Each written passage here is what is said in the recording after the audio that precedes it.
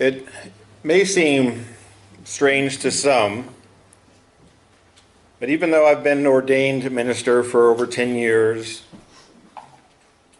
I still consider myself very much spiritual but not religious.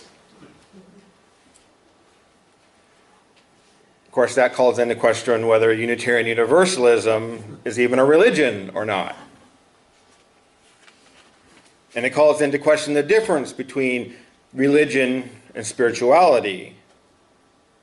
And for some, it may call into question my own sanity. All good questions, worth exploring, especially that last one. For those unfamiliar with the process, the requirements to become a Unitarian Universalist minister are probably more strenuous than any other denomination. On top of all the academic requirements, there are any number of practical and psychological hoops to jump through. It's how we separate the wheat from the chaff, the goats from the sheep, the sane from the insane. Because there is no way a sane person would or could do this job for long. And I'm not joking. Now, insane, the word insane, according to my handy dictionary, means in a state of mind that prevents normal perception, behavior, and social interaction. So if normal is like the average American, then yes, I'm insane. And I have no desire to even appear sane. Or, as Jiddu Krishnamurti says, it is no measure of health to be well adjusted to a sick society. So I will be insane. Thank you very much.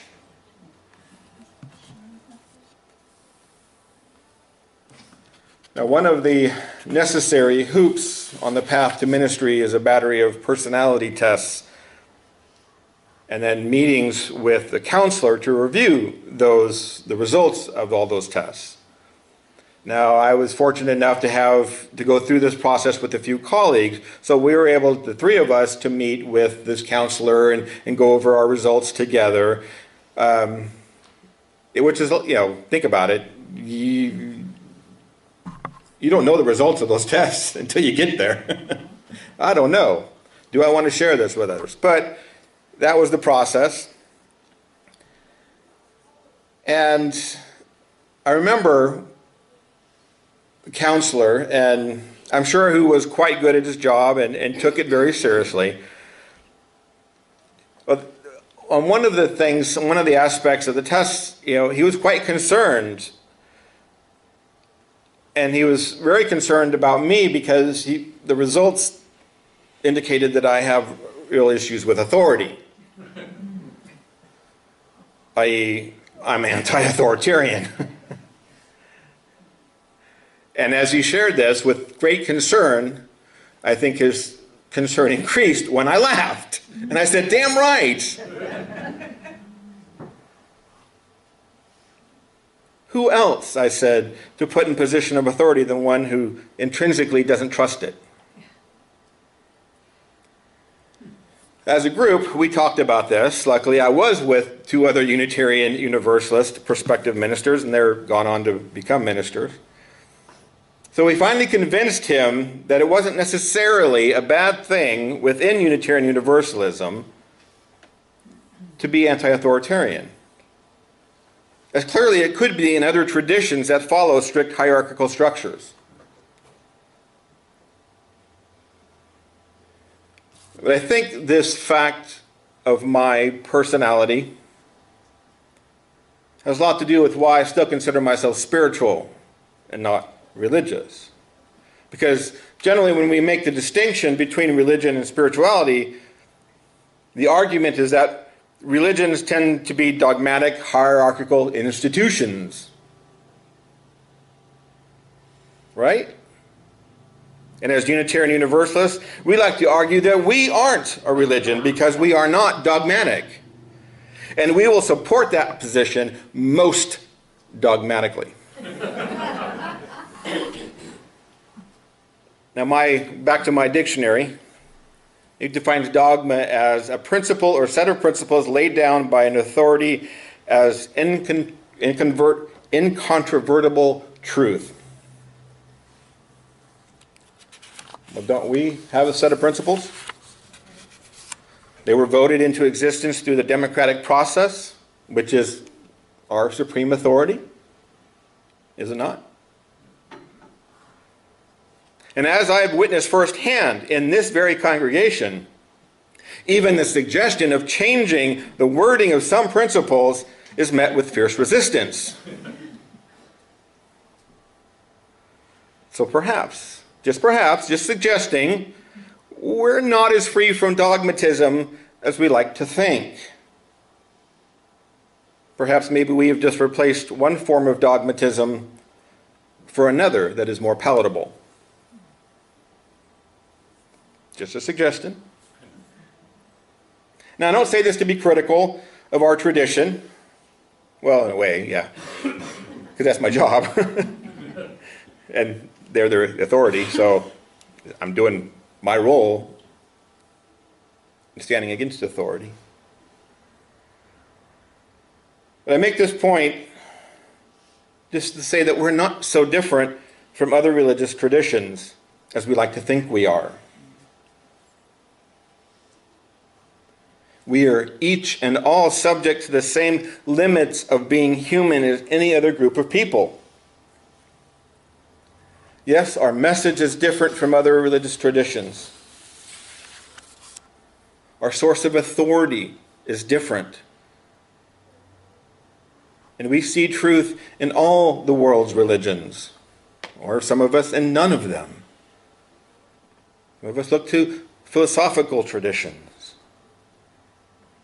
And all of us look to our own experience as being the first and primary source of authority.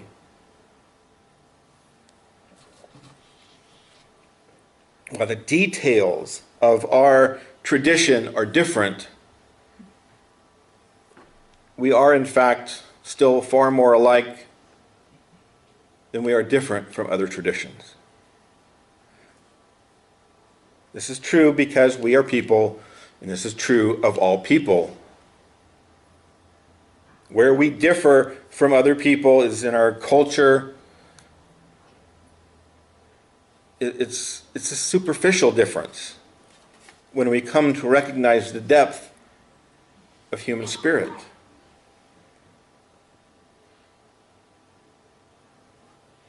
We are more alike than we are different. And it's just illusion that we think otherwise. It's the limits of our own perception that cause us to think we're more different than we are. One look at these pictures of these different people from different cultures around the world, different ages, and we can look at them and go, I know what they're feeling.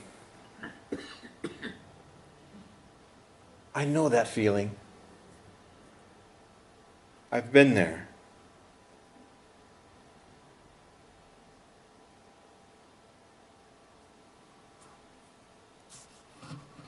And we can go beyond that. If we have nurtured compassion in ourselves, we can actually feel what another is feeling,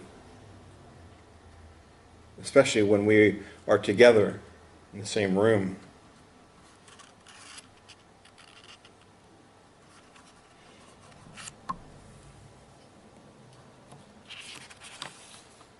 Now let's look at another picture. People from different religious traditions gathered together in community.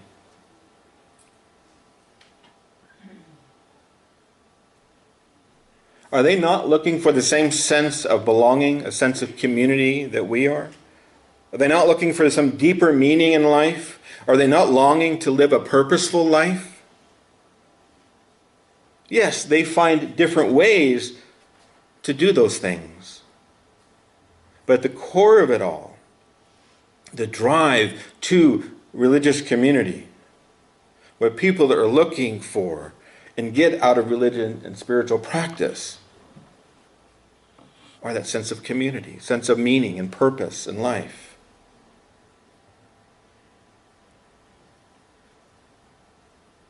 In her book, Eyes Wide Open, Cultivating Discernment on the Spiritual Path, Mariana Kaplan, PhD, she lays out 10 spiritually transmitted diseases, STDs, that she has seen in her own spiritual journey and in her own research that cut across all types of spiritual paths and religious paths and communities. And she points out that the three most common means of transmission from teacher to student is one of the most common, or from minister to congregation, I guess. So take that for what it is. The second is from one's own ego. And finally, through cultural influences. Now, the first two ways, first STDs occur, the ways they occur are self-evident: bad teaching and self-delusion. But the third form is a bit more insidious. She writes that cultural diseases of the spirit are so subtle and pervasive that often we don't even know that we have been infected by them. For example, certain beliefs common to early Christianity, some of which were common in Greek philosophy, which were used by many of the early Christian apologists to justify Christian beliefs and practices. They found their way into the Western psyche. They're part of our culture. And so even if we no longer hold those particular beliefs, they have now become part of our culture, so that they are still a part of us. For example, she writes, the fundamentally sinful nature of mankind, its polarization of flesh and spirit, and its negation of women and dismissal of feminine wisdom have insinuated themselves into the collective Western psyche so effectively that even our most radical spiritual movements contain subtle Judeo-Christian underpinnings. This is something, as Unitarian Universalists, we still are working on. We've achieved parity in clergy as far as between men and women in clergy positions, but not at leadership positions always, in bigger churches especially. We still have issues of equality and how we interact with each other. It's still an issue that we're still working on. So I thought it might be interesting to look at some of her spiritually transmitted diseases, because they affect all of us. Whether you consider yourself spiritual or not, these affect all people because they are people problems. So some of these are actually quite obvious if you think about it. One she calls fast food spirituality, and the other faux spirituality. And they're related. And because when all evidence suggests otherwise, when we insist there must be shortcuts, and like our modern culture, which encourages instant gratification, quick and easy solutions to every problem, we want to think, there's a quick and easy way to become enlightened. So with the swipe of our credit card and a weekend retreat, poof, we're there, right?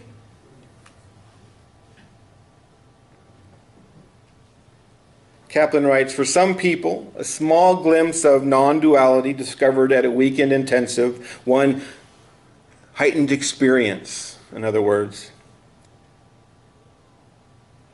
He says that this will provide an important doorway into spirituality and our interior world. But, she says, it's important not to confuse those temporary highs, or glows, as she calls them, with the process of transformation that once committed to is an ongoing, lifelong process. It's easy to go from one of those seminars, one of those quick fixes and Enlightenment for Dummies books, and think, okay, we got it easy. I can just do this and just do that and be done with it. And that's not how it works. And closely related to this is faux spirituality, the tendency to talk, dress, and act as we imagine a spiritual person would. Oh, I'm getting good vibes here. And this disease is most likely found in many New Age cultures. And like I said, goes hand in hand with fast food spirituality. And we all know this type. They wear all the dress, but all the change is merely superficial, because underneath hasn't really changed. It's just affectations. They attend those spiritual quick fix events, got some key words, some key teachings, and without being willing to go deeper and explore their own shortfalls and their own issues, their own shadow, as Jung called it, to do all that real work of spirituality, they just stay at that superficial level and act as though they're spiritual and be offended by any doubt of their authenticity.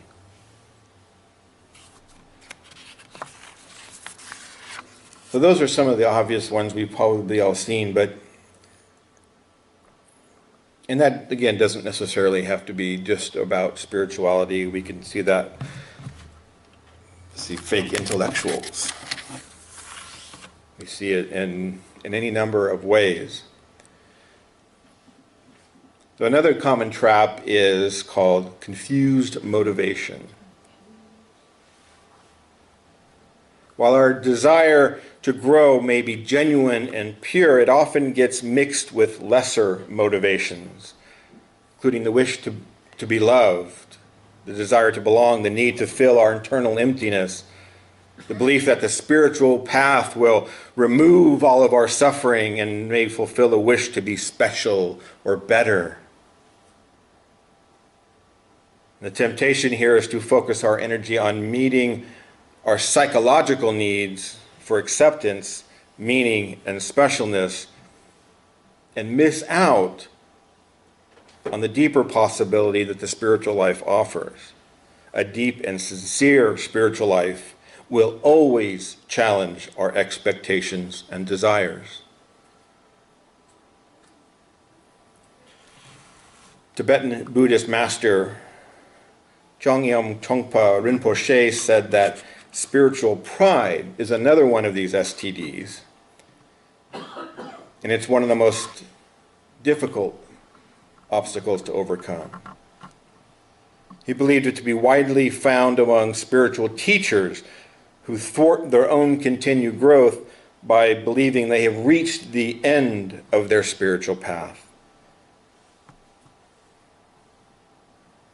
Or those that become smug and arrogant and with their spiritual knowledge, especially in relationship to newer and younger students on a similar path. A feeling of superiority is another symptom of this STD. Again, one we see not just in spiritual traditions, but in all traditions, philosophical. You go to any college, and do you not see a senior looking down upon his underclassmen? Sure that he knows more and knows everything until he goes to class and he gets that same attitude from his professor. It's a trap, common to all people, regardless of what we are doing.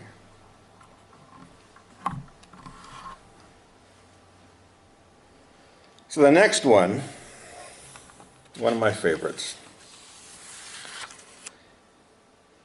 It's actually one I alluded to earlier. It's called the chosen people complex. It's the belief that our group is more evolved, more powerful, more enlightened, whatever. It's better than all other groups. We got the right answers. We got it right.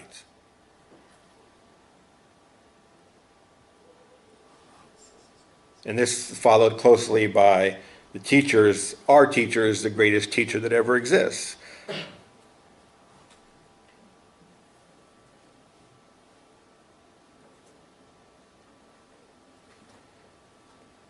But there's an important distinction to remember here. That when we find a community that's right for us, it is, and it might be the best for us. Doesn't mean it's the best for everyone.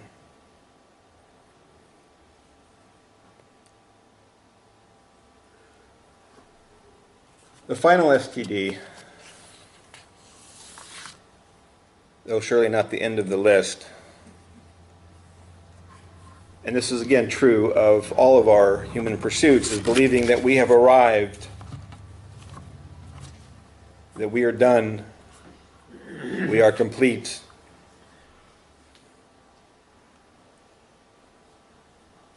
We don't have to go any further, try any harder. We're there. In the Heart of Yoga, the book Heart of Yoga, TKV Desikachar explains the most dangerous of all obstacles occurs when we think we know everything. We imagine we have seen the truth and have reached the zenith, when in reality we have simply experienced a period of calm that makes us say, this is what I have been looking for. I found it at last, I've made it, but the feeling of having reached the top rung on the ladder is only an illusion. There's always one more step. Powerful, popular, charismatic spiritual teachers who really may have some profound insight, but lost humility and appreciation for what they do not know, have caused great damage by teaching their students half-baked truths and practices. Again, this is true in religion as it is in science, in all fields of human endeavor. We must always respect what we don't know.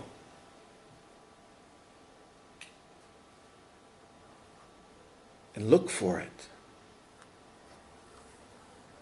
Because truth is not afraid of questions.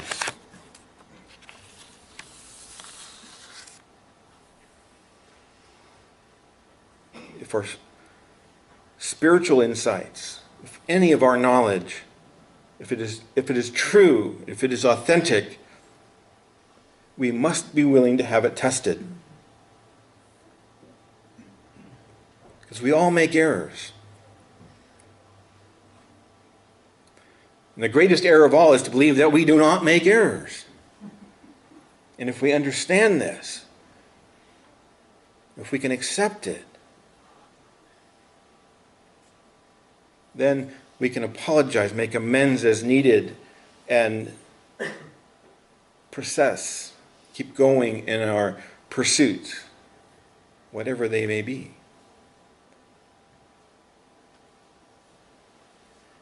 And this is what I think is most important, especially in the spiritual path, is that this discernment process and challenging what we think we know at every step. Challenging the ego, keeping it in check. All those ways we deceive ourselves. It's important along this process that we have a sense of humor. Laugh at ourselves. To look at ourselves. Be critical of our own, the way we do things. Especially those things that we most cherish. Because those are the things we get caught up in. Become attached to certain habits, traditions, and we don't realize they've become outdated and have lost their meaning. So those are some of the problems we may encounter, that we do encounter. So what's the solution? How do we prevent these diseases? Well, all major religions, all spiritual paths that I know of, stress the importance of participating in spiritual community. They do that for a very good reason. Because spiritual community is the best defense against STDs. The heart of Christianity is the church, the people, often referred to as the body of Christ. The heart of paganism is the circle. The heart of Buddhism is the Sangha. When Buddha established the three jewels of Buddhism, called the Buddha, the Dharma, and the Sangha, they were all meant to work in conjunction with each other, with no jewel being more important than any other. Now, depending on who you talk to, the Buddha can reference the reputed historical Buddha or the Buddha nature, which is said to be in all of us, the interdependent web of existence. That's one of the jewels. And the Dharma is, according to Bhikkhu Bodhi, has two levels. One is the teaching of the Buddha as expressed in the sutras and other discourses, and the other is the Buddhist path itself and the goal, which is nirvana. And then finally is Sangha, the spiritual community.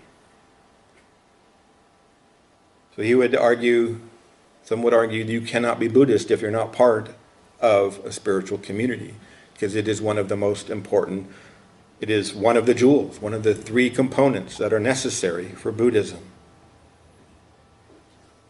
The Sangha, said the late Chongyam Trungpa, is the community of people who have the perfect right to cut through your trips and feed you with your wisdom, as well as the perfect right to demonstrate that their own neuroses and be seen through by you. The companionship within the Sangha is kind of a clean friendship, without expectation, without demand, but at the same time fulfilling.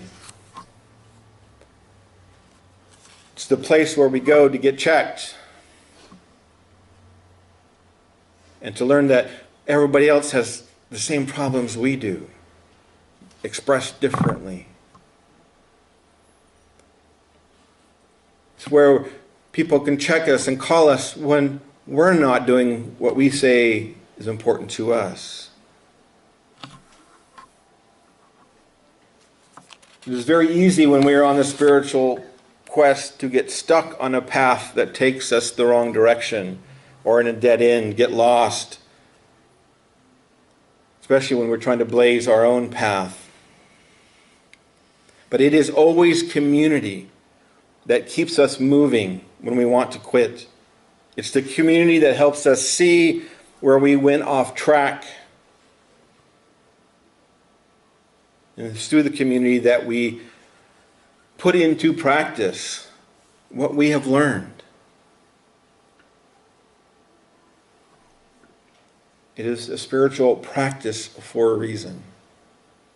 And this is where we practice. Some have said this is where we practice to be human here. To be our best selves. To be vulnerable. Take chances. For sanctuary. The world is changing at a pace never seen before, and we are all trying to figure out how to best live among this great diversity of experience and beliefs. And too often now, the walls that we built to support our various faiths are now being used as a refuge to hide ourselves from this reality, to separate ourselves from others who are not like us, who do not act like us. So I ask the question, what if spiritual communities worried less about supporting buildings and more about supporting each other. And while we're at it, what if the spiritual communities, instead of centering on common belief and practice, focused on the common desire to live in peace and harmony, learning from each other who see things differently, and not just joining together in people who think like us and act like us and look like us.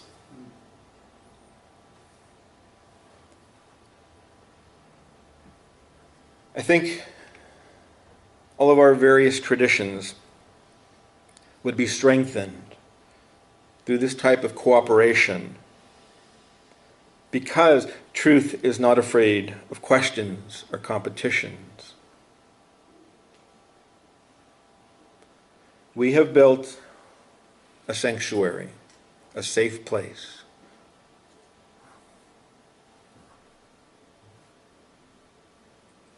But I know, because I've heard from some, that they don't feel safe here, because their beliefs stand outside the norm.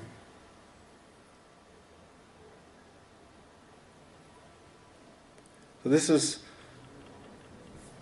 where institutions can fall into traps of spiritually transmitted diseases.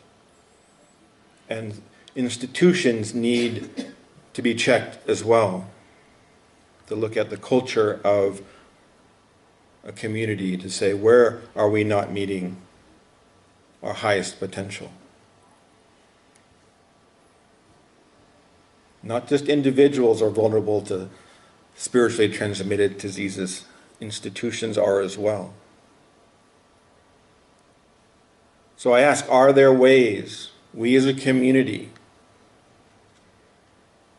can look deeply at ourselves as an institution and say, where do we not meet our highest expectations of ourselves? And how can we do better? That's a big, deep question. One that I can't answer for you. But I encourage you to look for ways to understanding that. Look for ways to tear down the walls that separate you, one from each other and from all of us, from the rest of the spiritual communities and those seekers looking for community, a sanctuary, a safe place to practice being human. So be it. Amen, and blessed be.